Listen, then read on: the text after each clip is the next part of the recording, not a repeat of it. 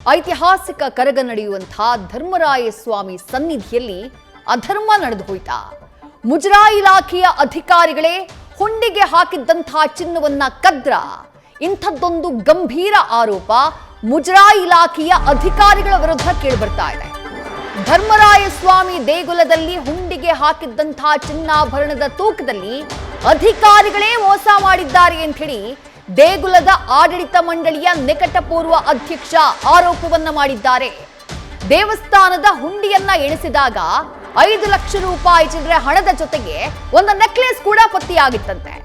ಆ ನೆಕ್ಲೆಸ್ ನ ಚೆಕ್ ಮಾಡೋದಕ್ಕೆ ಅಧಿಕಾರಿ ಎಕ್ಸಿಕ್ಯೂಟಿವ್ ಆಫೀಸರ್ ನಾಗರಾಜ್ ಅನ್ನೋರು ಅದನ್ನ ಜೇಬಿಗೆ ಹಾಕೊಂಡು ದೇಗುಲದಿಂದ ಹೊರಗಡೆ ಹೋಗಿದ್ದಾರೆ. 3 ದಿನಗಳ ನಂತರ ದೇವಾಲಯಕ್ಕೆ ಆ ಸರವನ್ನ ವಾಪಸ್ ತಂದುಕೊಟ್ಟಿದ್ರು ನಾಗರಾಜ್ ಅವರು. ಆದ್ರೆ ತಗೊಂಡು ಹೋಗ್ಬೇಕಾದ್ರೆ ಆ ಚಿನ್ನದ ಸರ 122 ಗ್ರಾಮ್ ಇತ್ತು. ಆದ್ರೆ ವಾಪಸ್ ತಂದಂತಹ ಟೈಮ್ನಲ್ಲಿ 68 ಗ್ರಾಮ್ ಅಂತ ಹೇಳಿ ಅಧಿಕಾರಿಗಳು ಹೇಳ್ತಿದ್ದಾರೆ. ಚಿನ್ನದ ಸರದ ತೂಕದಲ್ಲಿ ಅಕ್ರಮ ಆಗಿದೆ, ದೋಖಾ ಆಗಿದೆ, ಮೋಸ ಆಗಿದೆ ಅಂತ ಹೇಳಿ ಧರ್ಮರಾಯ ಸ್ವಾಮಿ ದೇಗುಲದ ಆಡಳಿತ ಮಂಡಳಿಯ ನಿಕಟಪೂರ್ವ ಅಧ್ಯಕ್ಷ ಸತೀಶ್ ಗಂಭೀರ ಆರೋಪವನ್ನ ಮಾಡಿದ್ದಾರೆ. ಅವರು ಆರೋಪ ಮಾಡಿರೋದು ಮುಜರಾಯಿ ಇಲಾಖೆಯ ಎಕ್ಸಿಕ್ಯೂಟಿವ್ ಆಫೀಸರ್ ಆಗಿರುವಂತಹ ನಾಗರಾಜ್ ಅವರ ವಿರುದ್ಧ. ಆ ದೃಶ್ಯಗಳನ್ನ ಗಮನಿಸ್ತಾ ಇದ್ದೀರಿ. ಇದು ಯಾವ ದೃಶ್ಯ ಅಂತ ಹೇಳಿದ್ರೆ, ಆವತ್ತು ಚಿನ್ನಾಭರಣವನ್ನ ಜೇಬಿಗೆ ಹಾಕೊಂಡು ಹೋಗ್ತಾರೆ ಅನ್ನುವಂಥ ಆರೋಪ ಕೇಳಿಬರುತ್ತಲ್ಲ ಅಧಿಕಾರಿಯ ವಿರುದ್ಧ, ಇವರ ವಿರುದ್ಧನೇ ಕೇಳಿಬಂದಿತ್ತು. ಸರವನ್ನ ತೆಗೆದುಕೊಂಡು ಹೋದಂತಹ 3 ದಿನಗಳ ಬಳಿಕ ಮತ್ತೆ ಆ ಚೈನನ್ನ ಧರ್ಮರಾಯ ಸ್ವಾಮಿ ದೇಗುಲಕ್ಕೆ ವಾಪಸ್ ತೆಗೆದುಕೊಂಡು ಬರಲಾಗುತ್ತೆ, ತಗೊಂಡ್ಬಂದು ಹುಂಡಿಗೆ ಹಾಕಲಾಗುತ್ತೆ. ಆ ವಿಡಿಯೋನ ಈಗ ರಿಲೀಸ್ ಮಾಡಲಾಗಿದೆ.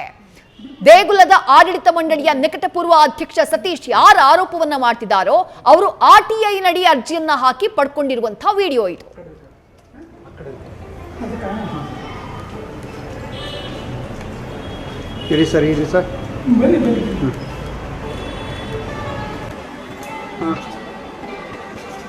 ಮೇಡಮ್ ಬನ್ನಿ.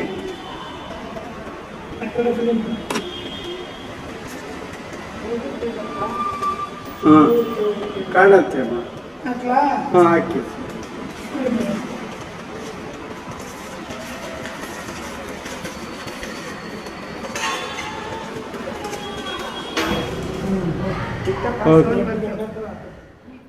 ದೇಗುಲಕ್ಕೆ ಸಂಬಂಧಪಟ್ಟಂತಹ ಚಿನ್ನ, ಹುಂಡಿಗೆ ಭಕ್ತರು ಹಾಕಿದ್ದಂತಹ ಚಿನ್ನ, ಆ ಚಿನ್ನದ ಸರದಲ್ಲಿ ದೋಖಾ ಆಗಿದೆ ಅನ್ನೋದು ದೇಗುಲದ ಆಡಳಿತ ಮಂಡಳಿಯ ನಿಕಟಪೂರ್ವ ಅಧ್ಯಕ್ಷ ಸತೀಶ್ ಮಾಡ್ತಾ ಇರುವಂತಹ ಆರೋಪ.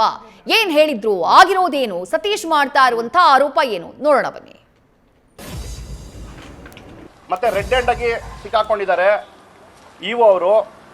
ನಮ್ಮ ಧರ್ಮರಾಯ ಸ್ವಾಮಿ ದೇವಸ್ಥಾನದಲ್ಲಾಗ್ಲಿ ಮುಜರಾಯಿ ದೇವಸ್ಥಾನ ಏನು ಸಂಬಂಧಪಟ್ಟಿದೆಯೋ 36,000 ದೇವಸ್ಥಾನದಲ್ಲೂ ಒಂದು ರೂಲ್ಸ್ ಅಂಡ್ ರೆಗ್ಯುಲೇಷನ್ ಇದೆ. ಏನಂದ್ರೆ ದೇವಸ್ಥಾನಕ್ಕೆ ಬಂದಿರೋ ದಾನಿಗಳು ಕೊಟ್ಟಿರ್ಬೋದು, ಉಂಡಿನಲ್ಲಿ ಹಾಕಿರ್ಬೋದು, ಅಥವಾ ದೇವಸ್ಥಾನಕ್ಕೆ ಸಂಬಂಧಪಟ್ಟಿರೋ ಒಡವೆನ ದೇವಸ್ಥಾನದಿಂದ ಅದು 10 ಗ್ರಾಮ್ ಆದ್ರೂ ಹೊರಗಡೆ ತಗೊಂಡೋಗಂಗಿಲ್ಲ. ಈಗ ಏಕಾಏಕಿ ಇವು ಅವರು ಮತ್ತೆ ಸ್ವಲ್ಪ ಅಧಿಕಾರಿಗಳು ಏನ್ ಮಾಡ್ತಾರಂದ್ರೆ, ದೇವಸ್ಥಾನದಿಂದ ಒಂದು ಒಡವೆ ಉಂಡಿ ಎಣಿಸೋ ಟೈಮಲ್ಲಿ ಅಂದ್ರೆ ನಮ್ಮ ಗಮನಕ್ಕೆ ನಮ್ಮ ಗಮನಕ್ಕಾಗ್ಲಿ ಪೂಜಾರಿ ಅವ್ರ ಗಮನಕ್ಕೆ ತರಲ್ಲ. ದೇವಸ್ಥಾನದಿಂದ ಉಂಡಿ ಓಪನ್ ಮಾಡ್ತಾರೆ, ದುಡ್ಡು ಎಣಿಸ್ತಾರೆ, ಅದ್ರಲ್ಲಿ 5,37,000 ರೂಪಾಯಿ ಬರುತ್ತೆ. ಮತ್ತೆ ಅದರಲ್ಲಿ ಒಂದು ನೆಕ್ಲೆಸ್ ಸಿಕ್ಕುತ್ತೆ. ನೆಕ್ಲೆಸ್ ನ ಇವರು ನಾವು ಇದಕ್ಕೂ ಮುಂಚೆ ಏನ್ ಮಾಡಿದಿರಿ, ಒಂದು ತಾಳಿ ಹಾಕಿದ್ರು ಅದು ದೇವಸ್ಥಾನದಲ್ಲೇ ಇಟ್ಟಿರ್ತೀರಿ. ಅಂದ್ರೆ ಉಂಡಿನಲ್ಲಿ ಇಟ್ಬಿಟ್ಟು ಅದನ್ನ ನಾವು ಲೆಕ್ಕಾಚಾರ ಮಾಡಿ ಇಡ್ತೀರಿ. ದೇವಸ್ಥಾನದಿಂದ ಅಪ್ರೈಸರ್ನ ಈ ಚಿನ್ನ ಬೆಳ್ಳಿ ಯಾರು ಚೆಕ್ ಮಾಡ್ತಾರೋ ಅದು ಮುಜರಾಯಿ ಅವರೇ ಇದ್ದಾರೆ. ದೇವಸ್ಥಾನದಲ್ಲೇ ಬಂದು ಚೆಕ್ ಮಾಡೋರೆ. ಅವತ್ತು ಇದು ಚಿನ್ನ ಅಂದ್ಬಿಟ್ಟು ಮುಜರಾಯಿ ಅವರೇ ಬಂದು ಚೆಕ್ ಮಾಡಿದ್ದಾರೆ. ಆದ್ರೂ ಇವು ಅವರು ದೇವಸ್ಥಾನದಿಂದ ಒಡವೆನ ಜೋಬಲ್ಲಿ ಇಟ್ಕೊಂಡು ಹೋಗಿದ್ದಾರೆ. ಇದು ಆ ಅಧಿಕಾರಿಗಳು ಯಾರು ಒಂದು 7-8 ಜನ ಇರ್ತಾರೋ ಅದರಲ್ಲಿ ಒಬ್ರು ನನಗೆ ಮಾಹಿತಿ ಕೊಡ್ತಾರೆ, ಈ ತರ ದೇವಸ್ಥಾನದಿಂದ ಒಂದು ನೆಕ್ಲೆಸ್ ನ ಇವು ಅವರು ಜೋಬಲ್ಲಿ ಇಟ್ಕೊಂಡು ಹೋಗಿದ್ದಾರೆ, ನಾನು ನಿಮ್ ಗಮನಕ್ಕೆ ತರ್ತಾ ಇದ್ದೀನಿ ಅಂತ ಹೇಳ್ತಾರೆ. ನಾನೇನ್ ಮಾಡ್ತೀನಿ, ತಕ್ಷಣ ಇಲ್ಲಿ ಬರ್ತೀನಿ ವಿಡಿಯೋ ಮಾಡ್ಕೊಂಡು. ನೀವು ವಿಡಿಯೋ ಮಾಡಂಗಿಲ್ಲ, ನೀವು ಇಲ್ಲಿ ಬರಂಗಿಲ್ಲ ಅಂತ ಹೇಳ್ತಾರೆ. ನೀವು ಯಾರು, ನೀವು ಬರಲ್ಲ ಅನ್ನಕ್ಕೆ ಸ್ಥಳೀಯರು ಇರಬೇಕು, ಮತ್ತೆ ದೇವಸ್ಥಾನದವರು ಇರಬೇಕು. ನೀವು ಬರಲ್ಲ ಅನ್ನೋದಕ್ಕೆ ನೀವು ಯಾರು ಅಂತ ಕೇಳಿದಾಗ ನೀವು ಬರಂಗಿಲ್ಲ ಅಂತ ಹೇಳ್ತಾರೆ. ಸರಿ ಅಂತ ನಾನು ಒಟ್ಟು ಬಿಡ್ತೀನಿ. ನಾನು ಕಾನೂನು ರೀತಿಯಲ್ಲಿ RTI ಹಾಕ್ತೀನಾಗ ಏನೋ ನನಗೇನು ನೀವು ವಿಡಿಯೋ ಮಾಡಿದಿರೋ ಅದನ್ನ ನನಗೆ RTI ಮುಖಾಂತರ ನನಗೆ ಬೇಕು ಅಂತ ಕೇಳ್ತೀನಿ. ಇವ್ರು RTI ಹಾಕಿದ ಏನ್ ಮಾಡ್ತಾರೆ, ಈ ಅಧಿಕಾರಿಗಳು 3 ದಿವಸ ಬಿಟ್ಬಿಟ್ಟು ಅದೇ ಒಡವೆನ 68 ಗ್ರಾಮ್ ಇದೆ ಅಂತ ಹೇಳ್ಬಿಟ್ಟು ಉಂಡಿನಲ್ಲಿ ಮೇಲ್ಗಡೆಯಿಂದ ಹಾಕ್ತಾರೆ. ಅಂದ್ರೆ ಯಾವುದೇ ಒಡವೆನ ಕೆಳಗಡೆ ಸೀಲ್ ಮಾಡ್ತೀರಿ, ಮುಜರಾಯಿ ರೂಲ್ಸ್ ಅದೇ. ಆ ವಿಡಿಯೋನು ನಾನಿದೆ ನಿಮ್ಗೆಲ್ಲರಿಗೂ ಈಗ ಮೊಬೈಲ್ ಕಳಿಸ್ತೀನಿ. ಆ ಸೀಲ್ ಮಾಡಿದ್ಮೇಲೆ ಯಾವುದು ಮೇಲಿಂದ ಹಾಕಂಗಿಲ್ಲ, ಮತ್ತೆ ದೇವಸ್ಥಾನದಿಂದ ಒಡವೆ ತಗೊಂಡೋಗಂಗಿಲ್ಲ. ಇದು ಆ ಅಧಿಕಾರಿ ಅವತ್ತಿದ್ದಿದ್ದು ಒಬ್ರು ಅಧಿಕಾರಿ ನನಗೆ ಫೋನ್ ಮುಖಾಂತರ ಹೇಳ್ತಾರೆ, ಇಲ್ಲ 122 ಗ್ರಾಮ್ ಏನೋ ಇದೆ ಒಡವೆ, ಅವ್ರ ಜೋಬೆಲ್ ಹಾಕೊಂಡ್ಬಿಟ್ರು ಅಂತ. ಇವಾಗ ಆಮೇಲೆ ಇವ್ರು ಹೇಳ್ತಾರೆ 3 ದಿವಸ ಆದ್ಮೇಲೆ ತಗೊಂಡ್ಬಂದ್ಬಿಟ್ಟು 63 ಗ್ರಾಮ್ ಇದೆ, ಇಲ್ಲ 68 ಗ್ರಾಮ್ ಇದೆ ಅಂತ. ಅದರಲ್ಲೇ 2 ಮಾತು ಮಾತಾಡ್ತಾರೆ. ಮತ್ತೆ ನನಗೆ RTI ಮುಖಾಂತರ ರಿಪ್ಲೈ ಕೊಟ್ಟಿದ್ದಾರೆ, 68 ಗ್ರಾಮ್ ಇತ್ತು, ನಾನು ತಗೊಂಡ್ಬಂದು ಅವತ್ತೇ ಹಾಕ್ತೀನಿ ಅಂತ ಹೇಳ್ತಾರೆ. ಆದ್ರೆ 3 ದಿವಸ ಬಿಟ್ಟು ಹಾಕಿದ್ದಾರೆ. ದೇವಸ್ಥಾನ CCTV ಫುಟೇಜ್ ಎಲ್ಲ ತಗೋಬಹುದು, ಎಲ್ಲ ಬಿತ್ತು ಪ್ರೂಫ್ ಸಮೇತ ಸಿಕ್ಕಾಕೊಂಡಿದ್ದಾರೆ. ಇದು ಮೇಜರ್ ಧರ್ಮರಾಯ ಸ್ವಾಮಿ ದೇವಸ್ಥಾನದಲ್ಲಿ ಈ ತರ ದೊಡ್ಡ ಮಟ್ಟದಲ್ಲಿ ಆಗಿದೆ. ಯಾಕೆ ಈ ಹಿಂದೂ ದೇವಸ್ಥಾನದ ಮೇಲೆ ಇಷ್ಟು ಟಾರ್ಗೆಟು? ನಾವಿಷ್ಟೇ ಕೇಳ್ತಾ ಇರೋದು. ಇವಾಗ ನಾವು ಕೇಳಕ್ ಬಂದ್ರೆ ನಮ್ಮ ಮೇಲೆ ಕೇಸ್ಗಳು ಹಾಕಿಸ್ತಾರೆ, ನೀವು ಯಾವುದಕ್ಕೂ ಬರಬಾರ್ದು ಅಂತಾರೆ, ನೀವು ಇದನ್ನೆಲ್ಲ ಕೇಳಬಾರ್ದು ಅಂತಾರೆ. ನೀವು ಕೇಳಿದ್ರೆ ನಮಗ್ ಗೊತ್ತು ಕಾನೂನು ಅಂತಾರೆ. ಯಾವ ಮಟ್ಟಕ್ಕೆ ಬಂದ್ಬಿಡ್ತು ದೇವಸ್ಥಾನ? ಯಾವ ಮಟ್ಟಕ್ಕೆ ಬಂದ್ಬಿಡ್ತು? ಕೇಳಿದ್ರೆ ತಪ್ಪ. ದೇವಸ್ಥಾನದಿಂದ ಒಡವೆ ಯಾರನ್ನ ಕೇಳಿ ತಗೊಂಡೋದ್ರು? ದೇವಸ್ಥಾನದಿಂದ ಇವರು ಅಧಿಕಾರಿ ಒಂದು ಮಾತು ಹೇಳಿದ್ದಾರೆ, ಇಲ್ಲಿ ಲಾಕರ್ ಸಿಸ್ಟಮ್ ಇರಲಿಲ್ಲ, ತಗೊಂಡೋದ್ವಿ. ಆಮೇಲೆ ಇಬ್ರು ಅರ್ಚಕರನ್ನ ವಜಾ ಮಾಡಲಾಗಿತ್ತು ಆ ಟೈಮ್ ಅಲ್ಲಿ, ಹಂಗಾಗಿ ನಾನು ಅನಿವಾರ್ಯವಾಗಿ ತಗೊಂಡೋದೆ ಅಂತ ಮಾತನ್ನ ಹೇಳ್ತಾರೆ. ಲಾಕರ್ ಸಿಸ್ಟಮ್ ಇರ್ಲಿಲ್ವಾ ಇಲ್ಲಿ? ನೀವು ಒಳ್ಳೆ ಪಾಯಿಂಟ್ ಕೇಳಿದ್ರಿ. ಲಾಕರ್ ಸಿಸ್ಟಮ್ ಮಿಕ್ಕಿದ ಒಡವೆಗೆಲ್ಲ ಇದೆ, ಈ ಒಡವೆಗೆ ಲಾಕರ್ ಸಿಸ್ಟಮ್ ಇಲ್ವಾ?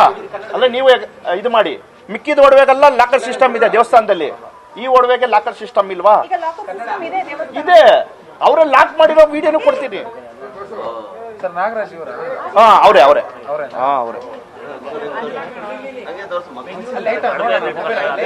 ಇಲ್ಲೇ ಇದೆಯಲ್ಲ, ಲಾಕರ್ ಇದೆ, ಎಲ್ಲ ಆಭರಣ ಅದ್ರಲ್ಲಿ ಇದೆ. ಇದೆ.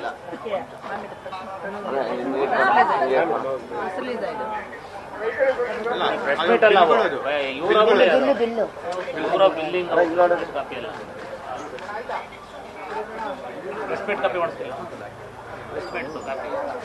ದ್ರೌಪದಿ ಸೇರಿರೋ ಬೇರೆ ಬೇರೆ ಆಭರಣಗಳನ್ನ ಲಾಕರ್ ಅಲ್ಲಿ ಇಟ್ಟಿರ್ತಾರೆ. ಎಷ್ಟು ಆಭರಣಗಳಿದಾವೆ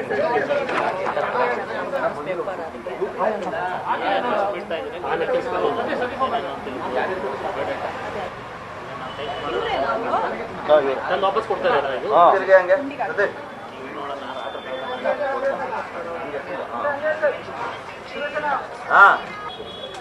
ನೋಡಿ, ಇದಕ್ಕೂ ಮುಂಚೆ ನಾವು ಚಿನ್ನಾಭರಣ ಚೆಕ್ ಮಾಡಬೇಕು, ಎಲ್ಲ ಇದ್ ಮಾಡ್ಬೇಕಂದ್ರೆ ನಾನು ಈ ತರ ಆಲ್ಬಮ್ ಬಿಟ್ಟಿದ್ದೀನಿ.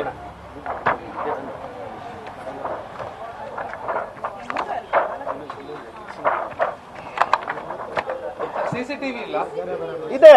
ಕುಡಿ ಅವ್ರು ಕೊಡಲ್ಲ, ಮುಜರಾಯಿ ಅವ್ರ ಹ್ಯಾಂಡ್ ಓವರ್ ಅಲ್ಲಿ ಇರೋದದು. ಅವ್ರು ಕೊಡಲ್ಲ ಫುಟೇಜು. ನೀವು ಅವ್ರ ಹತ್ರ ಫುಟೇಜ್ ಕೇಳಿ, ಅವ್ರು ಕೊಡಲ್ಲ.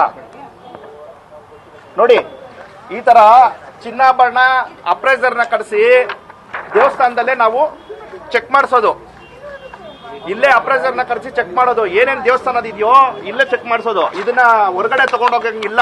ದೇವಸ್ಥಾನದ ಏನು ಒಡವೆ ಇದೆಯೋ ಯಾವುದು ಹೊರಗಡೆ ತಗೊಂಡೋಗಿಲ್ಲ, ಇಲ್ಲೇ ಚೆಕ್ ಮಾಡಬೇಕು. ಪ್ರತಿಯೊಂದು ಎಷ್ಟು ಟಚ್ ಇದೆ ನೋಡಿ. ಪೊಲೀಸ್ ಅವ್ರನ್ನ ಇಟ್ಕೋಬೇಕು, ನಾವು ಸ್ಥಳೀಯ ಪೊಲೀಸ್ ಅವ್ರನ್ನ ಇಟ್ಕೋಬೇಕು, ಇಒನ ಇಟ್ಕೋಬೇಕು, AC ನ ಇಟ್ಕೋಬೇಕು, ಅಪ್ರೈಸರ್ನ ಇಟ್ಕೋಬೇಕು. ದೇವಸ್ಥಾನದ ಏನೇ ಇದು ಸತೀಶ್ ಮಾಡ್ತಾ ಇರುವಂತಹ ಆರೋಪ. ಇನ್ಯಾರ ವಿರುದ್ಧ ಅವರು ಆರೋಪ ಮಾಡ್ತಿದ್ದಾರೋ ಎಕ್ಸಿಕ್ಯೂಟಿವ್ ಆಫೀಸರ್ ನಾಗರಾಜ್ ಅವರನ್ನ ನಮ್ಮ ಪ್ರತಿನಿಧಿ ಭರತ್ ಮಾತನಾಡಿಸಿದ್ದಾರೆ. ನೋಡೋಣ ಬನ್ನಿ. ಎಲ್ಲಾನು ಪೊಲೀಸ್ ಅವ್ರಿಗೂ ಮೆಸೇಜ್ ಕೊಡಬೇಕು. ಸತ್ಯಕ್ಕೆ ದೂರವಾದ ವಿಚಾರ. ಒಂದು ಉಂಡಿ ಎಣಿಕೆ ದಿನ 6ನೇ ತಾರೀಕು ನಿಗದಿ ಆಗಿತ್ತು. ಉಂಡಿ ಎಣಿಕೆ ಆಯಿತು. ಉಂಡಿ ಎಣಿಕೆ ಸಮಯದಲ್ಲಿ ನೆಕ್ಲೆಸ್ ಸಿಕ್ತು. ಅದು ತೂಕ ಬಂದು 68 ಗ್ರಾಮು 18 ಮಿಲಿ. ಅದು ಹೆಂಗೆ ಗೊತ್ತಾಯಿತು ಅಂದರೆ, ಉಂಡಿ ಎಣಿಕೆ ಮುಗಿದ ಮೇಲೆ ನಾವೇನು ಮಾಡಿದ್ವಿ, ಅದನ್ನು ಶುದ್ಧ ಚಿನ್ನನ ಅಥವಾ ರೋಲ್ಡ್ ಗೋಲ್ಡ್ ಅನ್ಬೋದು ಚೆಕ್ ಮಾಡೋಕ್ಕೋಸ್ಕರ ಪಕ್ಕದಲ್ಲಿ ಧರ್ಮರಾಯ ಸ್ವಾಮಿ ದೇವಸ್ಥಾನ ಪಕ್ಕದಲ್ಲೇ ಒಂದು ಒಡವೆ ಅಂಗಡಿ ಇದೆ, ಸೆಟ್ ಅಂಗಡಿ. ಆ ಅಂಗಡಿಗೆ ಹೋಗಿ ತೋರಿಸಿದ್ವಿ. ಅವರು ಚೆಕ್ ಮಾಡಿದ್ರು, ಚಿನ್ನನೇ ಅಂತ ಹೇಳಿದ್ರು. ಅಲ್ಲಿ ತೂಕನೂ ಮಾಡಿದ್ರು, 68 ಗ್ರಾಮ್ 18 ಮಿಲಿ ಇತ್ತು. ಆ ಟೈಮಲ್ಲಿ ಫೋಟೋ ತೊಗೊಂಡಿದ್ದೀನಿ. ಅದು ಫೋಟೋದಲ್ಲಿ ಮೊಬೈಲಲ್ಲಿ ಡೇಟು ಟೈಮು ಸಮೇತ ಇದೆ. ನಾವು ಎತ್ಕೊಂಡು ಅಲ್ಲಿಂದ ಅಲ್ಲಿಗೆ ಎತ್ಕೊಂಡು ಹೋಗೋದು ಒಂದು 10 ನಿಮಿಷ 5 ನಿಮಿಷಕ್ಕೆ ಏನು 120 ಗ್ರಾಮು 60 ಗ್ರಾಮ್ ಆಗಲ್ಲ. ಏಕ್ದಮ್ ನೆಕ್ಲೆಸ್ಸು ಶನಿವಾರ ಸಿಕ್ಕಿದ ನೆಕ್ಲೆಸ್ಸು ಸೋಮವಾರಕ್ಕೆ ಚೇಂಜ್ ಆಗಲ್ಲ. ಅದೇ ತೂಕ, ಅದೇ ಹೇಳ್ತು 120 ಗ್ರಾಮ್ ಪ್ರೂವ್ ಮಾಡಲಿ, 120 ಗ್ರಾಮ್ ಇತ್ತು ಅಂದ್ಬಿಟ್ಟು ಪ್ರೂವ್ ಮಾಡಲಿ. ಅವತ್ತು ನೆಕ್ಲೆಸ್ಸು ಉಂಡಿ ಕೌಂಟಿಂಗಲ್ಲಿ ಸಾಮಾನ್ಯವಾಗಿ ಚಿನ್ನ ಬೆಳ್ಳಿಗಳು ಸಿಗ್ತವೆ, ಸಹಜ ಅವು. ಇದು ಚೆನ್ನಾಗಿತ್ತು, ಚಿನ್ನನೇ ಇದ್ದಂಗಿದೆ ಅನ್ನೋ ನಮಗೂ ಊಹೆ ಡೌಟ್ ಬಂದಿದ್ದಕ್ಕೋಸ್ಕರ ಪಕ್ಕದ ಅಂಗಡಿ ಅಲ್ಲೇ ಸೆಟ್ ಅಂಗಡಿ ಚೆಕ್ ಮಾಡಿಸ್ಕೆ ಚಿನ್ನನೇ ಅಂತ ಗೊತ್ತಾಯಿತು. ಅದನ್ನು ನಾವು ಸೇಫ್ ಮಾಡಬೇಕು, ಸೆಕ್ಯೂರ್ ಮಾಡಬೇಕು. ಏನು ಮಾಡಬೇಕು? ಟೆಂಪಲಲ್ಲಿ ಲಾಕರ್ ಇಲ್ಲ. ಆಮೇಲೆ ಟೆಂಪಲ್ ಬೀಗ್ರೆ ಟೆಂಪಲ್ ಅಲ್ಲ, ಅದರಲ್ಲಿ ಇನ್ಕಮ್ ಸ್ವಲ್ಪ ಕಮ್ಮಿ ಇದೆ. ಹಾಗಾಗಿ ಸೆಕ್ಯೂರಿಟಿನೂ ನೇಮಕಾತಿ ಮಾಡ್ಕೊಳ್ಳಿಕ್ಕಾಗಿಲ್ಲ ನಮ್ಮಲ್ಲಿ. ಹಾಗಾಗಿ ಅದನ್ನು ಭದ್ರತೆ ಸೆಕ್ಯೂರಿಟಿ ಸೇಫ್ ಮಾಡೋ ವಿಚಾರಕ್ಕೋಸ್ಕರನೇ ನಾವು ಅದನ್ನು ಅಫ್ರೈಸ್ ಮಾಡಿಸ್ಬೇಕು ಫಸ್ಟು. ಅಫ್ರೈಸ್ ಮಾಡಿ ಇದು ಪಕ್ಕ ಚಿನ್ನನೇ ಅಂದ್ಬಿಟ್ಟು ಸರ್ಟಿಫೈಡ್ ಒಂದು ಕಾಪಿ ಎಲ್ಲ ತೊಗೊಂಡಿದ್ದೀವಿ ಎಲ್ಲ. ಅವತ್ತೇ 6ನೇ ತಾರೀಕು ಉಂಡಿ ಕೌಂಟಿಂಗಲ್ಲಿ ಸಂಜೆ 4-4:15 ಆಗ್ತದೆ. ಆ ಟೈಮಲ್ಲಿ ಅದನ್ನು ಏನು ಮಾಡೋದು ಅನ್ನೋ ಕಾರಣಕ್ಕೋಸ್ಕರ ಆ ಪಕ್ಕದ ಅಂಗಡಿಯಲ್ಲಿ ಚೆಕ್ ಮಾಡಿಸ್ತೀವಿ. ಅದು ಗೋಲ್ಡು ಅಂತ ಹೇಳ್ತಾರೆ. ಸೊ ಸರ್ಟಿಫೈಡ್ ಮಾಡಿಸ್ಬೇಕು ಅಂತ, ಅಫ್ರೈಸ್ ಮಾಡಿಸ್ಬೇಕು ಅಂದ್ಬಿಟ್ಟು ಬ್ಯಾಂಕ್ ಮ್ಯಾನೇಜರ್ ಕಾಲ್ ಮಾಡ್ತೀವಿ. ಸರ್ ಅಫ್ರೈಸರ್ ಇಷ್ಟೊತ್ತಲ್ಲಿ ಸಿಗಲ್ಲ ಸರ್, ಮಾರ್ನಿಂಗಲ್ಲಿ ಸಿಗ್ತಾರೆ, ಬಟ್ ನಾಳೆ ಸಂಡೇ ಸಿಗಲ್ಲ, ನಾಡ್ದು ಮಂಡೇ ಬೇಕಾದ್ರೆ ಮಾರ್ನಿಂಗ್ ಕರೆಸ್ತೀವಿ ಅಂತ ಹೇಳ್ತಾರೆ. ಸರಿ ಸರ್ ಆಯ್ತು, ಮಂಡೇ ಕರೆಸಿ ಈ ಥರ ಒಂದು ಧರ್ಮರಾಯ ಸ್ವಾಮಿ ಟೆಂಪಲ್ ಒಂದು ನೆಕ್ಲೆಸ್ ಸಿಗಿದೆ, ಅದನ್ನು ಅಫ್ರೈಸ್ ಮಾಡಿಕೊಡೋದಿತ್ತು ಸರ್ ಅಂದರೆ ಮ್ಯಾನೇಜರ್ ಆಯ್ತು ಬನ್ನಿ ಸರ್ ಕರೆಸ್ತೀನಿ ಅಂತ ಹೇಳ್ತಾರೆ. ಸರಿ ಅಂದ್ಬಿಟ್ಟು ನಾವೇನು ಮಾಡಿದ್ವಿ, ಸಂಡೇ ಅವತ್ತು ಉಂಡಿ ನೆಕ್ಲೆಸ್ ತೊಗೊಂಬಂದು ಆಫೀಸಲ್ಲಿ ಇಟ್ಟಿದ್ದೀನಿ. ಸಂಡೇ 7ನೇ ತಾರೀಕು 8ನೇ ತಾರೀಕು ಮಾರ್ನಿಂಗು ಬ್ಯಾಂಕು ನೆಕ್ಲೆಸ್ ತೊಗೊಂಡು ಬ್ಯಾಂಕ್ ಹೋಗಿ ಬ್ಯಾಂಕಿನವ್ರ ಕಡೆಯಿಂದ ಅಫ್ರೈಸ್ ಮಾಡಿಸಿದ್ದೀನಿ. ಮಾಡಿಸ್ಬಿಟ್ಟು ತೊಗೊಂಡೋಗಿ ಉಂಡಿನಲ್ಲಿ ಎಲ್ಲರ ಸಮಕ್ಷಮ ಏನು ACAPS ಏನು ನಮ್ಮ ಸೂಪರ್ವೈಸರ್ ಅಂತ ಉಂಡಿ ಸೂಪರ್ವೈಸರ್ ಅಂತ ಬಂದಿದ್ರು, ಆ ಸ್ಟಾಫು ನಮ್ಮ staff with video official video ಸಮೇತ ನಾವು ಉಂಡಿಲಿ ಹಾಕಿದ್ದೀವಿ. ಸರ್, ಈಗ ಅವ್ರು ಹೇಳ್ತಿರೋದು ಇಒ ಅವರು ದೇವಸ್ಥಾನಕ್ಕೆ ಸಂಬಂಧಪಟ್ಟ ಒಂದು ಒಡವೆವನ್ನ ಮನೆಗೆ ತಗೊಳ್ಳೋಗುವಂತ ಒಂದು ಅಧಿಕಾರನೇ ಇಲ್ಲ ಅವರಿಗೆ. ಬಟ್ ಅವ್ರು ಮನೆಗೆ ಯಾಕೆ ತಗೊಂಡು ಹೋದ್ರು ಅಂತ ಒಂದು. ಎರಡನೇದು ಲಾಕರ್ ಇದೆ, ಬೇರೆ ಒಡವೆಗಳೆಲ್ಲ ದೇವಸ್ಥಾನದಲ್ಲಿ ನಾವು ಇಟ್ಟಿದೀವಿ, ಲಾಕರ್ ಇದೆ. ಅವ್ರು ಯಾರ ಪರ್ಮಿಷನ್ ಇಲ್ಲದೆ ಅವ್ರು ಹೇಗೆ ತಗೊಂಡು ಹೋದ್ರು ಅಂತ ಕೇಳಿದ್ವಿ. ಯಾವ ಕಾರಣಕ್ಕೋಸ್ಕರ ನೀವು ಮನೆಗೆ ತಗೊಂಡೋದ್ರಿ ಅನ್ನೋದು? ಸರ್, ಒಂದು ಮನೆಗೆ ತೊಗೊಂಡೋಗಿಲ್ಲ, ಮನೆಗೆ ತೊಗೊಂಡು ನಾವು ಆಫೀಸ್ ತಂದಿದ್ದೀನಿ, ಆಫೀಸ್ ತಂದು ಇಟ್ಟಿದ್ದೆ. ತಿರ್ಗಾ ಮಾರ್ನಿಂಗು ಸೋಮವಾರ ಮಾರ್ನಿಂಗ್ ಆಫೀಸಿಂದ ತೊಗೊಂಡೋಗಿ ಬ್ಯಾಂಕ್ಗೆ ಅಫ್ರೈಸ್ ಮಾಡಿಸಿ ಇಟ್ಟಿದ್ದೀನಿ. ಒಂದು ಅಲ್ಲಿ ಯಾಕೆ ತೊಗೊಂಡೋದೆ ಹೊರಗಡೆ ಅಂತಂದರೆ, ಒಂದು ಅದರಲ್ಲಿ ಟೆಂಪಲಲ್ಲಿ ಲಾಕರ್ ಇದೆ ಅಂತ ಹೇಳ್ತಾರಲ್ವಾ, ಯಾವ ಲಾಕರ್ ಇದೆ? ಲಾಕರ್ ಇದ್ದರೆ ಏನು ಗೊತ್ತಾ, ಅರ್ಚಕರು ಆಭರಣಗಳು ಇಟ್ಕೊಳ್ಳಿಕ್ಕೆ ಲಾಕರ್ ಇರುತ್ತೆ. ಆ ಒಡವೆಗಳನ್ನ ಏನು ಮಾಡ್ತೀವಿ ನಾವು, ಒಂದು ಆಭರಣ ಈ ಅಂತ ರಿಜಿಸ್ಟರ್ ಮೇಂಟೈನ್ ಮಾಡ್ತೀವಿ. ಅದ್ರಲ್ಲಿ ನಾವು ರಿಜಿಸ್ಟರ್ ಎಂಟ್ರಿ ಮಾಡಿರ್ತೀವಿ, ಏನು ಆಭರಣ, ಏನು ತೂಕ, ಎಷ್ಟು ಅಂದಾಜು ಮೊತ್ತ ಅಂದ್ಬಿಟ್ಟು ಅದನ್ನ ಏನು ಮಾಡ್ತೀವಿ, ಅರ್ಚಕರು ವಶಕ್ಕೆ ಅಂದ್ಬಿಟ್ಟು ಕೊಟ್ಬಿಟ್ಟು ಸೈನ್ ತೊಗೊಂಡಿರ್ತೀವಿ. ಸೊ ಅಲ್ಲಿಗೆ ಏನಾಯ್ತು, ಅದು ಅರ್ಚಕರು ವಶಕ್ಕಾಯಿತು. ಅರ್ಚಕರು ಇಟ್ಕೊಬೋದು ಲಾಕರಲ್ಲಿ, ನಾವು ಆ ಲಾಕರ್ ನಾವು ಇಡ್ಲಿಕ್ಕೆ ಬರಲ್ಲ. ರಿಜಿಸ್ಟರ್ ಥ್ರೂ ಹೋದರೆ ನಮ್ಮ ಲೆಕ್ಕದಲ್ಲಿ ಲಾಕರ್ ಇದೆ, ಬಟ್ ನಾವೇ ಸಪ್ರೇಟ್ ಇಟ್ಕೊಳಕ್ಕೆ ಲಾಕರ್ ಇಲ್ಲ. ಒಂದು. ಎರಡನೇದಾಗಿ ಅದನ್ನು ಲಾಕರಲ್ಲಿ ಇಡೋಕ್ಕೆ ಆಪ್ಷನ್ ಹಾಕಿಲ್ಲ. ಆ ಟೈಮಲ್ಲಿ ಒಬ್ಬ ಅರ್ಚಕ ಸಸ್ಪೆಂಡ್ ಆಗಿದ್ರು, ಇನ್ನೊಬ್ಬ ಅರ್ಚಕ ಡಿಸ್ಮಿಸ್ ಆಗಿದ್ರು. ಸೊ ಇಬ್ಬರೂ ಇಲ್ಲ. ಸೊ ನಾವು ಅದನ್ನು ರಿಜಿಸ್ಟರ್ ತೊಗೊಂಡ್ರೆ ಅದು ಅವ್ರು ಕೊಡಲೇಬೇಕು. ಯಾರಿಗೆ? ಅರ್ಚಕರು ಕೊಡಲೇಬೇಕು. ಅರ್ಚಕರೇ ಇಲ್ಲ. ಅರ್ಚಕರು ಕೊಡ್ತಿದ್ಮೇಲೆ ಲಾಕರು ಇಡೋಕ್ಕಾಗಲ್ಲ. ಆ ಕಾರಣ ಸೆಕ್ಯೂರಿಟಿ ಮಾಡೋಕ್ಕೆ, ಅದು ಸೇಫ್ ಮಾಡೋಕ್ಕೋಸ್ಕರ ಲಕ್ಷಾಂತರ ರೂಪಾಯಿ ಬೆಲೆ ಬಾಳೋದು. ಈ ಚಿನ್ನ ಅಂದರೆ ಎಷ್ಟು, ಒಂದು ಗ್ರಾಮ್ ಸುಮಾರು 12 ಸಾವಿರ ಇದೆ, ಸರಿ ಗೊತ್ತಿಲ್ಲ. ಆ ಥರ ಇರೋವಾಗ ಅದು ಸೆಕ್ಯೂರ್ ಮಾಡಬೇಕು, ಸೇಫ್ ಮಾಡಬೇಕು. ಆ ದೃಷ್ಟಿಯಿಂದ ನಾವೇನು ಮಾಡಿವಿ, ತಂದು ಆಫೀಸಲ್ಲಿ ಇಟ್ಬಿಟ್ಟು ಸೋಮವಾರ ಮಾರ್ನಿಂಗ್ಗೆ ಅಫ್ರೈಸ್ ಮಾಡಿಬಿಟ್ಟು ಗುಂಡಿಗೆ ಹಾಕಿದ್ದೀವಿ, ಅಫಿಷಿಯಲಾಗೆ ಮಾಡಿದ್ದೀವಿ. ಇದೀಗ ಅಂದ್ರೆ ನೀವು ನೆಕ್ಲೆಸ್ ನ ತಗೊಂಡೋಗುವಂತ ಸಂದರ್ಭದಲ್ಲಿ ಅಫಿಷಿಯಲ್ ಆಗಿ, ಅಂದ್ರೆ ಅಲ್ಲಿ ಏನೋ ಇತರೆ ಅಧಿಕಾರಿಗಳು ಅಥವಾ ದೇವಸ್ಥಾನಕ್ಕೆ ಸಂಬಂಧಪಟ್ಟ ಯಾರಿದೆ ಅವರೆಲ್ಲ ಮಾಹಿತಿ ಇತ್ತು ನೀವು ತಗೊಂಡು ಹೋಗ್ತಾ ಇರೋದ್ರ ಬಗ್ಗೆ. ಅವ್ರು ಹೇಳ್ತಿರೋದು ನೀವು ಜೇಬಲ್ ಹಾಕೊಂಡು ಹೋದ್ರಿ, ಯಾರಿಗೂ ಗೊತ್ತಾಗದೆ? ಇಲ್ಲ ಸರ್, ಎಲ್ಲರೂ ಮುಖದಲ್ಲಿ ಎತ್ಕೊಂಡು ನಾವು ACAPS ಸೂಪರ್ವೈಸರ್ ಬಂದಿದ್ರು. ಅವ್ರಿಗೆ ಹೇಳಿದ್ವಿ, ಶಾಂತಮ್ಮ ಮೇಡಮ್ ಒಂದು ಕೆಲಸ ಮಾಡಿ, ACAPS ತೊಗೊಂಡೋಗ್ಬಿಡಿ, ಮಾರ್ನಿಂಗ್ ಸೋಮವಾರ ಬೇಕಾದ್ರೆ ಸರ್ ಹತ್ರ ಮಾತಾಡ್ಬಿಟ್ಟು ಯಾವ ಥರ ಮಾಡೋದು, ಈಗ ಅರ್ಚಕರು ವರ್ಷಕ್ಕೆ ಕೊಡೋದ ಏನು ಮಾಡೋದು ಕೇಳ್ಬಿಟ್ಟು ಮಾಡೋಣ ಅಂದರೆ, ಇಲ್ಲ ಸರ್ ನಾನು ತೊಗೊಂಡೋಗಲ್ಲ ಅಂತ ಅವ್ರು ಅಂದರು. ಆಮೇಲೆ ಎಲ್ಲರ ಸಮ್ಮುಖದಲ್ಲೇ ಬಂದಿರೋದು, ಯಾವುದು ಒಬ್ಬನೇ ಎತ್ಕೊಂಡೋಗಿದ್ದಲ್ಲ, ಎಲ್ಲ ಸಮ್ಮುಖದಲ್ಲಿ ಎಲ್ಲರಿಗೂ ಗೊತ್ತಿರೋ ವಿಚಾರ ಏನಿದೆ, ವಿತ್ ವಿಡಿಯೋ ಆಡಿಯೋ ಎಲ್ಲ ಇದೆ ಅದರಲ್ಲಿ. ನಾವು ಎತ್ಕೊಂಡೋಗೋದು ತಗೊಂಬೇತ ಎಲ್ಲ ಐತೆ. ಈಗ ವಿಡಿಯೋ ನಮ್ಮ ಉಂಡಿ ಕೌಂಟಿಂಗ್ ಮಾಡೋ ವಿಡಿಯೋ ಆನ್ ಮಾಡ್ತೀವಿ, ರೆಕಾರ್ಡಿಂಗ್ ಮಾಡ್ತೀವಿ. ಉಂಡಿ ಓಪನ್ ಮಾಡಿದಾಗಿಂದ ಕ್ಲೋಸ್ ಮಾಡೋವರೆಗೂ ಕ್ಯಾಮ್ರಾ ಆನ್ ಆಗಿರ್ತೈತೆ, ಆಫ್ ಮಾಡೋಕ್ಕೂ ಕೂಡ ಬಿಡಲ್ಲ. ಹಂಗೆ ಎಲ್ಲ ರೆಕಾರ್ಡಿಂಗ್ ಇದೆ. ಅಫಿಷಿಯಲಾಗೆ ಎಲ್ಲ ನಮ್ಮ ಫಾರ್ಮಾಲಿಟೀಸ್ ಮಾಡಿದ್ದೀವಿ, ಅನ್ಅಫಿಷಿಯಲ್ಗೆ ಏನೂ ಮಾಡಿಲ್ಲ. ಅವ್ರು ಏನು ಹೇಳ್ತಾರೆ 120 ಗ್ರಾಮ್ ಅಂದ್ರೆ ಅವ್ರು ಪ್ರೂವ್ ಮಾಡಿಬಿಡಿ ಸರ್. ಪ್ರೂವ್ ಮಾಡಿಬಿಟ್ಟು ಅವ್ರು ಏನು ಹೇಳ್ತಾರೆ ಸಿದ್ಧ ಇದ್ದೀನಿ ಸರ್. ಇನ್ನೊಂದು, ಅವತ್ತು ಸಂಜೆ ಆಗಿತ್ತು, ಟೈಮ್ ಆಲ್ಮೋಸ್ಟ್ ಲೇಟ್ ಆಗಿತ್ತು. ನೀವು ಬ್ಯಾಂಕ್ಗೆ ಸಂಬಂಧಪಟ್ಟಂತವ್ರನ್ನ ಕರೆದಂತ ಸಂದರ್ಭದಲ್ಲಿ ಶನಿವಾರ ಆಗಿತ್ತು, ಸಂಜೆ ಆಗಿತ್ತು, ಅವ್ರು ಬರಲಿಲ್ಲ. ಸೋಮವಾರದ ಮೇಲೆ ಬರೋಣ ಅಂತ ಅಂದ್ಬಿಟ್ಟು ಅವ್ರು ಅಂತಂದ್ರು. ಸೊ ಹಾಗಾಗಿ ಸೋಮವಾರ ಮುಂದೂಡ್ಬೋದಾಗಿತ್ತು ಅದನ್ನ ಪ್ರೋಸೆಸ್ ನೆಕ್ಸ್ಟ್ ಏನಿದೆ ಅಂತ. ಬಟ್ ಆದ್ರೂ ನೀವು ಚಿನ್ನದ ಅಂಗಡಿಯವರ ಹತ್ರ ಹೋಗಿ ತೂಕ ಹಾಕ್ಸಿ ಅಷ್ಟು ಫಾಸ್ಟ್ ಆಗಿ ಯಾಕೆ ಮಾಡಿದ್ರಿ ಅಂತ ಕೂಡ ಕ್ವಶನ್ ಮಾಡ್ತಿದ್ದಾರೆ ಸರ್. ಇಲ್ಲ, ಏನು ಗೊತ್ತಾ, ಈಗ ಅದು ಚಿನ್ನ ಅಲ್ಲ ಅಂದ್ರೆ ಉಂಡಿನ ಅಲ್ಲೇ ಹಾಕ್ಬಿಡ್ತಿದ್ವಿ. ಒಂದು ನಮ್ಗೇನಾದ್ರು ನೋಡೋಕ್ಕೆ ಮಾಮೂಲಿ ಚಿನ್ನ ಅಲ್ಲ ಅಂತಾನೆ ನೋಡಿದ್ ನಾವು. ಆಮೇಲೆ ಆಯಿತು, ಒಂದು ಚೆಕ್ ಮಾಡ್ಸೋಣ ಮನೆ ಬನ್ನಿ ಅಂದ್ಬಿಟ್ಟು ಸ್ಟಾಪಲ್ಲಿ ಹೋಗಿ ನೋಡಿದ್ರೆ ಅವ್ರು ಚಿನ್ನ ಅಂತ ಹೇಳಿದ್ರು. ಹೇಳಿದ್ಮೇಲೆ ನಾವು ಅವಾಗ ಇದನ್ನು ಭದ್ರತೆ ಮಾಡಬೇಕು ಅನ್ನೋ ಉದ್ದೇಶಕ್ಕೆ ಈ ಅಫಿಷಿಯಲಾಗಿ ಈ ಥರ ಪ್ರೋಸೆಸ್ ಮಾಡಿ ಮುಗಿಸಿದ್ದೀವಿ ಅಷ್ಟೇ, ಅನ್ಅಫಿಷಿಯಲಾಗಿ ಏನೂ ಮಾಡಿಲ್ಲ. ಆಮೇಲೆ ಚಿನ್ನ ಅಲ್ಲ ಅಂತಿದ್ರೆ ಇಮಿಡಿಯೇಟ್ ಅದು ಉಂಡಿ ಒಳಗೆ ಹಾಕ್ಬಿಡುವೆ. ಒಂದು ಏನು ಬೇರೆ ಬೆಳ್ಳಿ ಐಟಮ್ ಕೆಲವು ಸಿಕ್ಕಿ ಸಣ್ಣ ಪುಟ್ಟ, ಅದ್ರ ಜೊತೆಗೆ ಇದನ್ನು ಆ ಉಂಡಿ ಒಳಗೆ ಹಾಕ್ಬಿಡ್ತಿದ್ವಿ, ಮುಗಿದೋಗಿರೋದು. ಅದು ಚಿನ್ನ ಅಂತ ಗೊತ್ತಾಗಕ್ಕೆ ಲಕ್ಷಾಂತರ ರೂಪಾಯಿ ಬೆಲೆ ಬಾಳ ಅನ್ನೋದಕ್ಕೋಸ್ಕರ ನಾವು ಜವಾಬ್ದಾರಿ ಖುದ್ದಾಗಿ ತಗೊಂಡು ಇಷ್ಟೆಲ್ಲ ಅಫಿಷಿಯಲಾಗಿ ಮಾಡಿ ಪ್ರೋಸೆಸ್ ಮಾಡಿ ಉಂಡಿಗೆ ಹಾಕಿದ್ದೀವಿ. ಈಗ ಎಣಿಕೆ ಮಾಡಿದಂಥ ಸಂದರ್ಭದಲ್ಲಿ ಚಿನ್ನನ ತೂಕ ಹಾಕಿದ್ದೀರಾ, ಅವತ್ತು 68 ಗ್ರಾಮ್ ಅಷ್ಟೇ ಇತ್ತು ಚಿನ್ನ. 68 ಗ್ರಾಮು 18 ಮಿಲಿನೇ ಇತ್ತು. ಉಂಡಿ ಸಿಕ್ಕಿದಾಗೂ ಅಷ್ಟೇ ಇತ್ತು, ಉಂಡಿಗೆ ಹಾಕೋವಾಗ ಕೂಡ ಅಷ್ಟೇ ಇತ್ತು. ಆ ದಾಖಲೆಗಳು ಎಲ್ಲ ಆಲ್ರೆಡಿ ಕೊಟ್ಟಿದ್ದೀನಿ, ಬೇಕಾದ್ರೆ ಇನ್ನೊಂದ್ಸರಿ ಕೊಡ್ತೀನಿ, ತೊಂದರೆ ಇಲ್ಲ. ಓಕೆ ಸರ್, ಈಗ ಮುಜರಾಯಿ ಸಚಿವರು ಒಂದು ತನಿಖೆ ಮಾಡಿ ಕಮಿಷನರ್ ಅಂತ ಸೂಚನೆ ಕೊಟ್ಟಿದ್ದಾರೆ ಸರ್. ನಿಮ್ಮ ಹತ್ರ ಎಲ್ಲ ದಾಖಲೆಗಳಿದೆ, ನೀವು ಫೇಸ್ ಮಾಡ್ತೀರಾ ಅಂತ ಹೇಳಿ. ಖಂಡಿತವಾಗೂ ನಾನು ಸರ್ ತಪ್ಪು ಮಾಡಿದ್ರೆ ಭಯ ಬೀಳಬೇಕು. ಆಮೇಲೆ ಇನ್ನೊಂದು ಸರ್, ನಾನು ಇಲಾಖೆಗೆ ಯಾವುದೇ ರೀತಿ ತಪ್ಪು ಕೆಲಸ ಮಾಡಿಲ್ಲ ಇವತ್ತರೆಗೂ, ಮಾಡಕ್ಕೆ ಹೋಗಲ್ಲ, ಮುಂದಕ್ಕೂ ಮಾಡಲ್ಲ. ಯಾಕಂದ್ರೆ ನಮ್ಗೆ ಕೆಟ್ಟ ಹೆಸರು ತಗೊಳ್ಳೋ ಅವಶ್ಯಕತೆ ಇಲ್ಲ, ನಮ್ಗೆ ದುಡ್ಡು ಮಾಡಬೇಕು ಅನ್ನೋ ಇದಿಲ್ಲ, ಏನು ಬೇರೆ ಥರವಾಗಿ ಸಂಪಾದನೆ ಮಾಡೋಕೆ ಆಸೆ ಇಲ್ಲ. ನಮಗೆ ಸಾಕು ಪ್ರಮೋಷನ್ಗಳು ಸಿಗ್ತದೆ ಇಲಾಖೆಯಲ್ಲಿ. ಒಳ್ಳೆ SD ಅಂದೆ FD ಅದೇ, ಈಗ ಸೂಪ್ರಿಟೆಂಡ್ ಆಗಿದ್ದೀನಿ, ನೆಕ್ಸ್ಟ್ ತಹಶೀಲ್ದಾರ್ ಆಗ್ತಾಯಿದ್ದೀನಿ. ಇಷ್ಟು ಸಾಕು, ನಮ್ಗೆ ನೆಮ್ಮದಿ ಇದೆ. ಈ ಮಿಸ್ಯೂಸ್ ಮಾಡಿ ಬೇರೆ ಥರದ್ದು ದುಡ್ಡು ಮಾಡಬೇಕು, ಇನ್ನೊಂದು ಮತ್ತೊಂದು ಮಾಡಬೇಕು ಅನ್ನೋದು ನನಗೆ ಆಸಕ್ತಿನೂ ಇಲ್ಲ, ಆಸೆನೂ ಇಲ್ಲ. ಬಟ್ ಇಲಾಖೆ ಕೆಟ್ಟ ಹೆಸರು ಬರೋಂಥ ಕೆಲಸ ನನ್ನ ಸರ್ವಿಸ್ ಇರೋರು ನಾನು ಮಾಡೋಕ್ಕೆ ಹೋಗಲ್ಲ. ಸರ್, ಕೊನೆಯದಾಗಿ ಇನ್ನೊಂದು ಭ್ರಷ್ಟಾಚಾರ ಆರೋಪ ಕೂಡ ಮಾಡಿದ್ದಾರೆ ಸರ್. ಅಂದ್ರೆ ಈಗ ಕರಗ ಉತ್ಸವ ಸಮಯದಲ್ಲಿ ಕೆಲಸ ಮಾಡುವವರಿಗೆ ದುಡ್ಡು ಕೊಟ್ಟಿಲ್ಲ, ಇನ್ನು ದುಡ್ಡು ಕೊಡುವಂತ ಒಂದು ವಿಚಾರದಲ್ಲಿ ಅಧಿಕಾರಿಗಳು ಅಂದ್ರೆ EO ಆಗಿರ್ಬೋದು ಅಥವಾ ADC ಆಗಿರ್ಬೋದು, AC ಆಗಿರ್ಬೋದು, ಇವರೆಲ್ಲ ಕಮಿಷನ್ ಕೇಳ್ತಾರೆ ಅಂತ ಹೇಳ್ಬಿಟ್ಟು ಆರೋಪ ಮಾಡಿದ್ದಾರೆ. ನಿಮ್ಮ ಹೆಸರನ್ನು ಕೂಡ ಅದರಲ್ಲಿ ಸೇರಿಸಿದ್ದಾರೆ ಸರ್, ಏನ್ ಹೇಳ್ತೀರಾ? ಸರ್, ಈಗ ಕರ್ಗ ಆಗಿದ್ದು ಲಾಸ್ಟ್ ಇಯರ್ ಏನೋ ಕರ್ಗ ಆಗಿದೆ. ಬಟ್ ನಾನು ಜುಲೈ 9ಗೆ ಇಲ್ಲಿ ರಾಯರ EO ಆಗಿ, ರಾಯರ ಗೋಪ ಟೆಂಪಲ್ಸಲ್ಲಿ ಧರ್ಮರಾಯನ ಒಂದು ಬರ್ತದೆ, ನಾನು ಜುಲೈ 9ಗೆ EO ಆಗಿ ಇದು ಚಾರ್ಜ್ ತೊಗೊಂಡಿದ್ದೀನಿ. ಆ ಟೈಮಿಂದ ಯಾವುದು ಕರ್ಗ ನಡೆದಿಲ್ಲ, ಯಾವುದು ವಿಶೇಷ ಕಾರ್ಯಕ್ರಮ ನಡೆದಿಲ್ಲ. ಆಯಿತಾ, ಒಂದು ವಿಚಾರ. ಆಮೇಲೆ ಎರಡನೇದಾಗಿ ಅವ್ರು ಏನು ದೂರು ಹೇಳ್ತಿದ್ದಾರೆ ಅದು ಸತ್ಯಕ್ಕೆ ದೂರವಾದ ವಿಚಾರ, ಆರೋಪ ಅದು. ಯಾಕಂದರೆ ಸರ್, ಈಗ ಯಾವುದೇ ಅಫಿಷಿಯಲ್ಲು ಏನೋ ಅವ್ರ ಲೈಫ್ ಅವರು ಬರೋ ಸ್ಯಾಲ್ರಿನಲ್ಲಿ ಜೀವನ ಮಾಡ್ಕೊಂಡು ಹೋಗ್ತಾರೆ. ಆ ಥರ ಕೆಲವರು ಇರ್ಬೋದು, ಬೇರೆ ಇಲಾಖೆನಾಗ ಇರ್ಬೋದು, ಇಲ್ಲ ಈ ಇಲಾಖೆ ಇರ್ಬೋದು, ನನಗೆ ಗೊತ್ತಿಲ್ಲ. ಬಟ್ ಇವರು ಏನು ಹೇಳಿದ್ದಾರೆ, ಈಗ ನಮ್ಮ ಬೆಂಗಳೂರಲ್ಲಿ AC ತಹಶೀಲ್ದಾರು DC ಅಂದ್ಬಿಟ್ಟು ಆ ಥರ ಯಾರು ಆ ಥರ ಕೇಳೋಂಥವ್ರು ಅಲ್ಲ, ಕೇಳೋತಕ್ಕಾರೆ. ಇದು ಈ ವರ್ಷ ಅಲ್ಲ ಇದು ಕರ್ಗಾಗಿರೋದು, ಪ್ರತಿ ವರ್ಷ ಕರ್ಗ ಆಗ್ತಾ ಇದೆ. ಇವ್ರು ಇಷ್ಟು ವರ್ಷ ಬಿಟ್ಬಿಟ್ಟು ಈ ವರ್ಷ ಯಾಕೆ ಕೇಳ್ತಿದ್ದಾರೆ ಅಲ್ವರಾ? ಎಲ್ಲ ವರ್ಷ ಕರ್ಗ ಆದಾಗೂ ಇವ್ರಿಗೆ ಕೇಳ್ತಾರೆ ಅಂತ ಹೇಳ್ಬೇಕಲ್ಲ ಇವರು. ಈ ಸರಿ ಕೇಳ್ತಾರೆ ಅಂತ ಅರ್ಥ ಏನು? ಇವ್ರದ್ದು ದುಡ್ಡೇನು ಪೆಂಡಿಂಗ್ ಅದೇ ಅಂತ ಅಂದ್ಬಿಟ್ಟು ಹೇಳ್ತಿದ್ದಾರೆ. ಪೆಂಡಿಂಗ್ BBMP ಇವರು ಹೋಗಿ ಫೇಸ್ ಮಾಡಿ ಅದು ಹಣ ಬಿಡುಗಡೆ ಮಾಡಿಸ್ಕೊಂಬರ್ಲಿ ಅಲ್ವರಾ? Okay sir.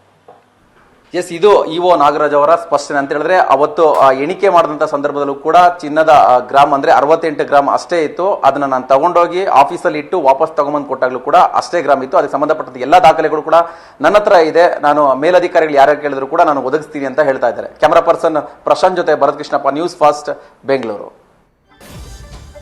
ಯಾರ ವಿರುದ್ಧ ಧರ್ಮರಾಯ ಸ್ವಾಮಿ ದೇಗುಲದ ನಿಕಟಪೂರ್ವ ಅಧ್ಯಕ್ಷ ಸತೀಶ್ ಆರೋಪ ಮಾಡಿದ್ರು ಅಧಿಕಾರಿ ನಾಗರಾಜ್, ಎಕ್ಸಿಕ್ಯೂಟಿವ್ ಆಫೀಸರ್ ನಾಗರಾಜ್, ಮುಜರಾಯಿ ಇಲಾಖೆ ಅಧಿಕಾರಿ ಅವರೇ ನ್ಯೂಸ್ ಫಸ್ಟ್ಗೆ ಕೊಟ್ಟಂತಹ ಎಕ್ಸ್ಕ್ಲೂಸಿವ್ ರಿಯಾಕ್ಷನ್ ಅನ್ನ ಗಮನಿಸಿದ್ರೆ ಎಲ್ಲಾ ಆರೋಪಗಳನ್ನ ತಳ್ಳಿ ಹಾಕಿದ್ದಾರೆ. ಬಟ್ ಪ್ರಶ್ನೆ ಇರೋದು, ಆವತ್ತು ಯಾವುದೇ ಕಾರಣಕ್ಕೂ ದೇಗುಲದ ಹುಂಡಿಯಲ್ಲಿರುವಂತಹ ಹಣವನ್ನ ಅಥವಾ ಆಭರಣವನ್ನ ಹಾಗೆ ಹೊರಗಡೆ ತೆಗೆದುಕೊಂಡು ಹೋಗೋದಕ್ಕೆ ಅವಕಾಶನೇ ಇಲ್ಲ, ಅನುಮತಿನೇ ಇಲ್ಲ. ಹಂಗ್ ತಗೊಂಡು ಹೋಗ್ಬೇಕು ಅಂತಂದ್ರೆ ಇಲಾಖೆಯ ಆಯುಕ್ತರ ಅನುಮತಿಯನ್ನ ಪಡಿಬೇಕು. ಆದ್ರೆ ನಾಗರಾಜ್ ಅವರ ಮಾತಿನಲ್ಲಿ ಅವರು ಇಲಾಖೆಯ ಆಯುಕ್ತರ ಅನುಮತಿಯನ್ನ ಪಡೆದಿದ್ದಾರೆ ಅಂತ ಎಲ್ಲೂ ಅನ್ನಿಸ್ಲಿಲ್ಲ. ಅವರು ಓನ್ ಆಗಿ ಡಿಸಿಷನ್ ತೆಗೆದುಕೊಳ್ತಾರೆ, ಅದು ಚಿನ್ನ ಇದೆ ಅದನ್ನ ನಾನು ಸೆಕ್ಯೂರ್ ಮಾಡಬೇಕು ಅನ್ನುವಂಥ ಡಿಸಿಷನ್ ತೆಗೆದುಕೊಳ್ತಾರೆ, ಹೊರಗಡೆ ತಗೊಂಡು ಹೋಗ್ತಾರೆ, ಶನಿವಾರ ತಗೊಂಡು ಹೋಗೋದು, ಆನಂತರ ಭಾನುವಾರ ಅವ್ರ ಜೊತೆನೇ ಇರುತ್ತೆ ಚಿನ್ನ. ಅದಾದ ಬಳಿಕ ಅವರು ಸೋಮವಾರ ತಗೊಂಡು ಹೋಗಿ ಬ್ಯಾಂಕಲ್ಲಿ ಪರಿಶೀಲನೆ ಮಾಡಿಸಿ ಅದಾದ ನಂತರ ತಗೊಂಡು ಬಂದು 3 ದಿನಗಳ ನಂತರ ಮತ್ತೆ ಆ ಹುಂಡಿಗೆ ಹಾಕುವಂತಹ ಕೆಲಸವನ್ನ ಮಾಡ್ತಾರೆ. ಕಾನೂನಾತ್ಮಕವಾಗಿ ಇಲ್ಲದೆ ಇರುವಂತಹ ಪ್ರೊಸೀಜರ್ನ ಅವರು ಪಾಲನೆ ಮಾಡಿರುವಂತಹ ರೀತಿ ಇದೆಯಲ್ಲ, ಅದನ್ನ ಪ್ರಶ್ನೆ ಮಾಡ್ತಾ ಇದೆ ದೇಗುಲದ ಆಡಳಿತ ಮಂಡಳಿ ಅಥವಾ ನಿಕಟಪೂರ್ವ ಅಧ್ಯಕ್ಷರು. ಸದ್ಯ ಇದೇ ವಿಚಾರ ವಿವಾದಕ್ಕೆ ಕಾರಣ ಆಗಿದೆ. ಆದರೆ ತಮ್ಮ ವಿರುದ್ಧದ ಆರೋಪಗಳನ್ನ ತಳ್ಳಿ ಹಾಕಿದ್ದಾರೆ EO ನಾಗರಾಜ್.